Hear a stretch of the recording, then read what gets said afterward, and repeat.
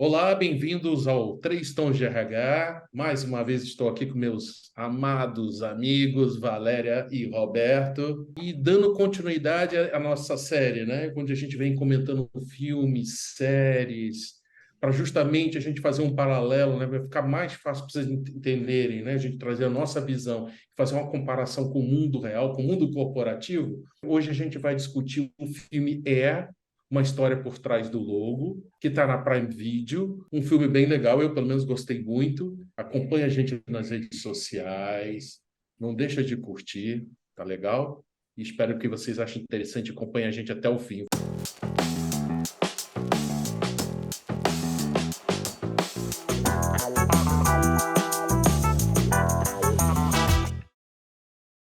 Vamos lá, Valéria, o que você achou do filme? Nossa, Sérgio, esse filme é muito legal. E a gente vai precisar se segurar para não dar muito spoiler, né?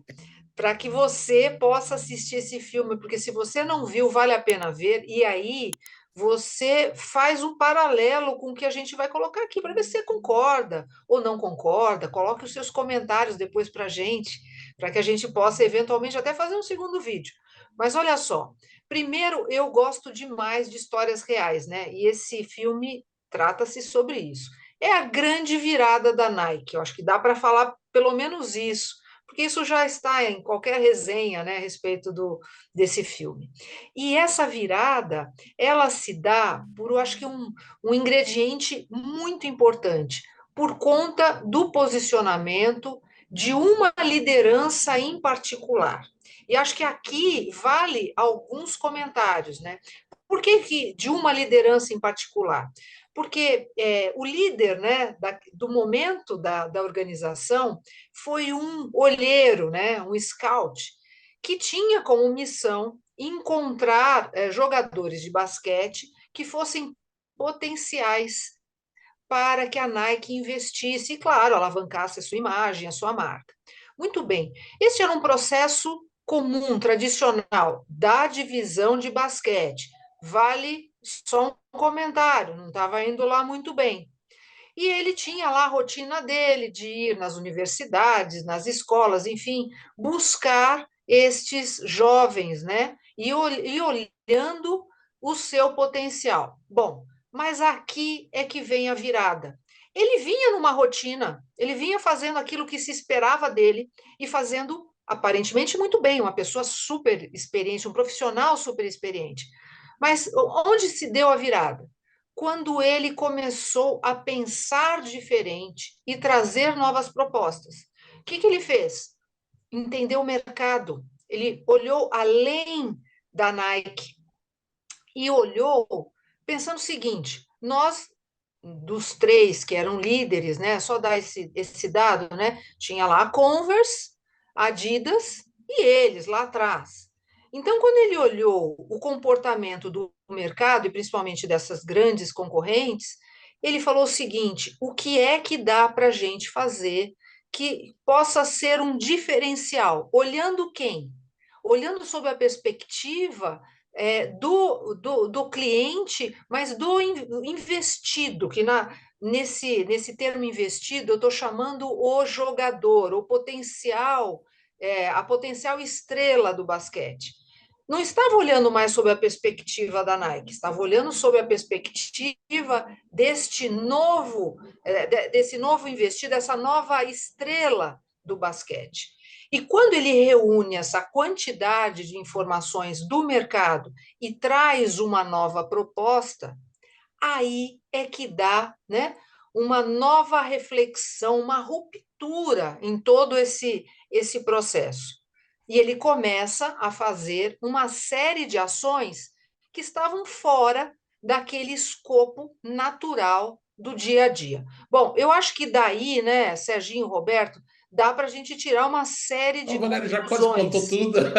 Não contei nada, eu deixei para falar agora. Olha, o que é que ele fez que fez a diferença, Rô? Olha, eu acho que a ideia dele de achar, na verdade, a gente tem que dar nome aos bois, né?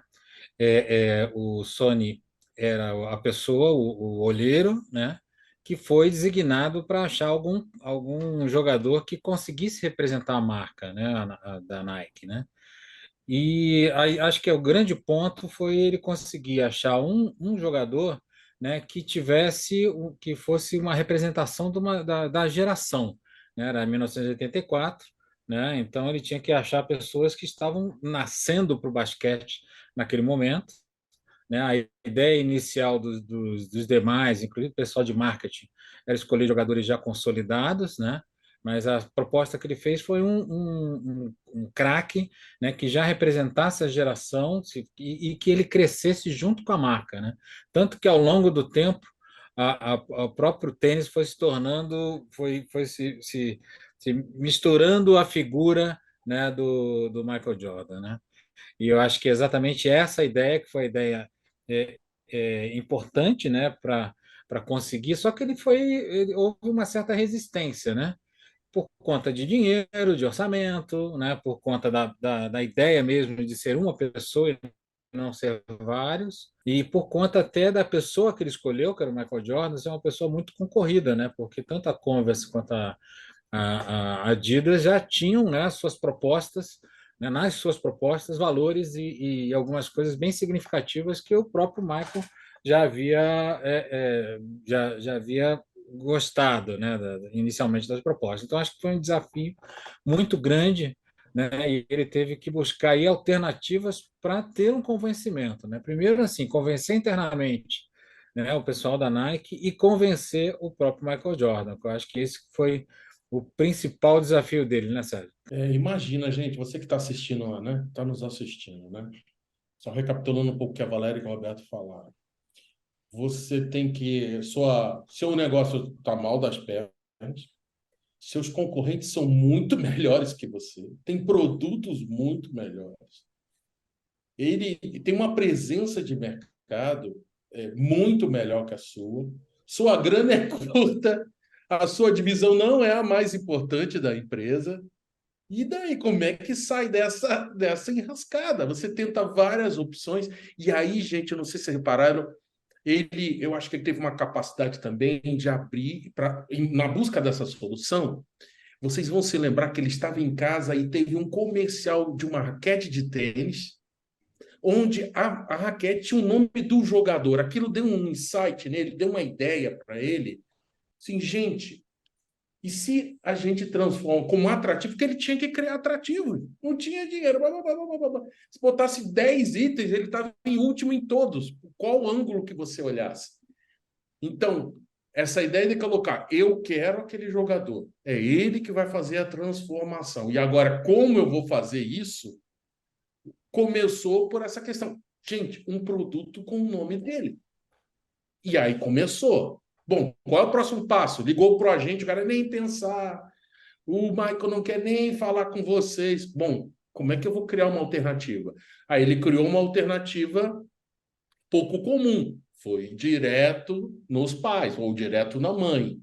Então, eu achei interessante isso, né? Entender a situação e começar a buscar alternativas, por mais que, como eu acho que vocês falaram, todo mundo tivesse resistência, é impossível, não dá, questionar o papel dele, a função dele. Então, essa força, essa certeza, essa vontade de fazer diferente, de superar esses desafios todos, assim, me chamou muita atenção. Sinceramente, claro que você sabe qual é a história, mas no meio do filme, se eu não visse, soubesse o resultado, você imaginaria, o cara, a pessoa não vai conseguir superar. Então, isso que me chamou muita atenção, ele começar esse processo e convencendo todo mundo. E aí, no convencimento também, eu acho que uma outra parte, ele foi em cada um dos principais tomadores de decisão e foi explorando, entendeu? O cara do marketing ele usou um argumento, no presidente ele usou vários argumentos. Então, ele foi um por um convencendo, olha, e se, veja bem, e colocou o nome dele na mesa, cartas na mesa. Agora, é esse ou eu tô fora. Então, até aí dessa parte do filme, assim, fiquei bem impressionado. Eu não tinha noção que tinha sido tão complexo, né? Eu acho que o que você está trazendo é muito interessante, você conseguiu resumir bem a experiência dele. Eu acho que quando eu comentei há pouco que precisou de uma liderança, porque de fato, né, esse profissional que não era o que tinha mais poder dentro da organização. Acho que esse é um ponto importante, Uhum. né? Ele era um olheiro, claro, super importante, mas ele não tinha na hierarquia uma posição de comando como os demais. E aqui tem um ponto importante. Então, é necessário ter uma posição de comando para que você exerça a sua liderança e realmente agregue valor para uma organização? Não necessariamente. O que que ele precisou? Ele precisou ter uma convicção. E ele tinha uma convicção, quando você olhar, ver o filme, você vai entender. Ele tinha uma convicção que ninguém conseguia mudar ele de ideia. Ele contrapunha qualquer argumento, porque primeiro ele se preparou, então entendeu muito bem o mercado, criou na cabeça dele uma nova estratégia que fosse diferenciadora, considerando todas as limitações que eles tinham. Então, eles não tinham dinheiro, não estavam no momento bom da divisão, e a concorrência estava muito à frente. Né? Ele tinha que lidar até com uma situação de autoestima, porque a todo momento se falava: essa divisão vai fechar, ih, coitados, vocês estão muito fora da realidade. Ele sofreu bullying, né? Ali do assessor do Michael Jordan. Então, ele tinha que ter uma convicção muito certa, muito firme, para poder seguir em frente. Então, eu acho que tem um aprendizado interessante aqui.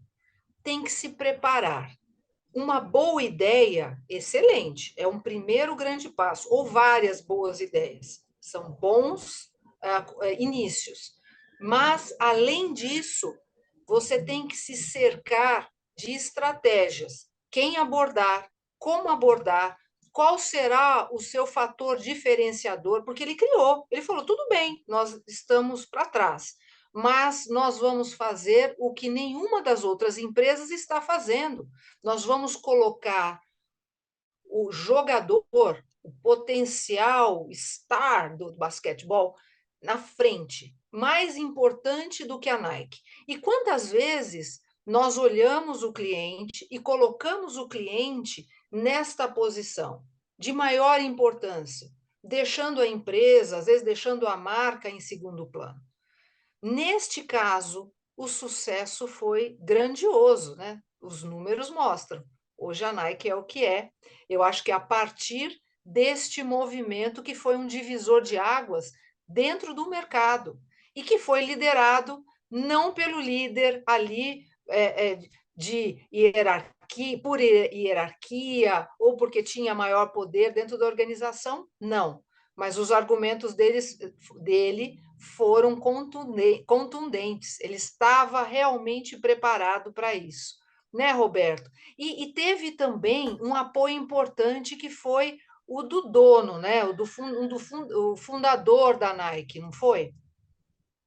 Eu acho que a gente pode capturar uma série de coisas importantes, né, que seriam é, é, necessárias, né, replicar numa situação real de uma empresa, né, e a gente obteria sucesso se replicasse, né? Então, primeira coisa, como você me falou, né, ele acreditava na situação, né? Acreditava que o Michael Jordan seria a melhor pessoa, né? Então, acreditar fez com que ele tomasse risco, né? Então, assim, claro que nas empresas, até porque com o foco grande do ESG, né?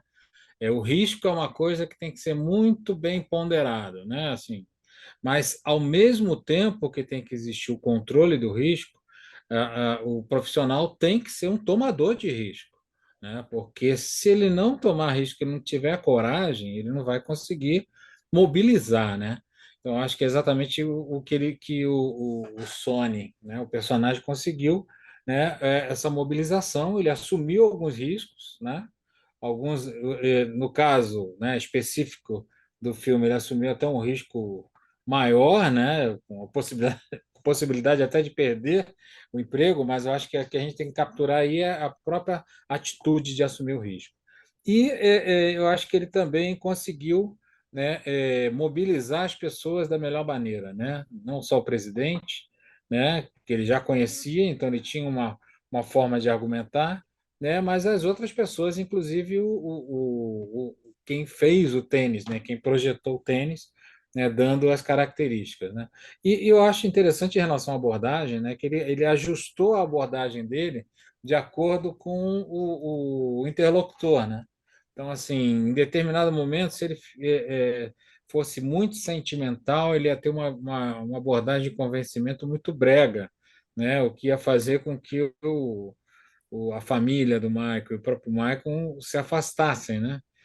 Mas ele foi direto, né? Ele ajustou a abordagem dele, foi direto, e isso também é uma coisa importante, né? Que o profissional tem que pensar quando está na empresa, né? Você não pode ter o mesmo discurso, e mesma abordagem, mesmo tom para interlocutores diferentes. Você tem que entender exatamente qual é a nuance, né? Para você ajustar a sua abordagem, né? É isso mesmo. Eu acho que, só para acho que para finalizar aqui, a questão dos valores, né, da empresa. Então, vocês vão observar que muitas das decisões são do presidente, né, e eu acho que também dos fundadores, foi baseada nos valores, nas características, como a empresa foi criada. Vocês vão ver isso ao decorrer do filme. Então, acho que é sempre bom lembrar isso e levar em consideração. Gente, é por isso, ficamos por aqui. Muito obrigado. Nos acompanhe nas redes sociais. Mais uma vez, é bem legal assistir esse filme.